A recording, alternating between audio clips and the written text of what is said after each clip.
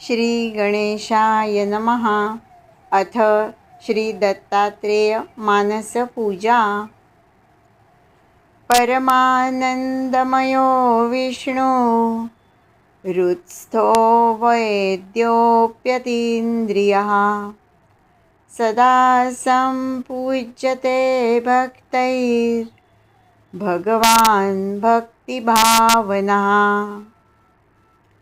श्री गणेशाला वंदन करून आजपासून सुरू करीत आहे श्री दत्तात्रेय मानस पूजा।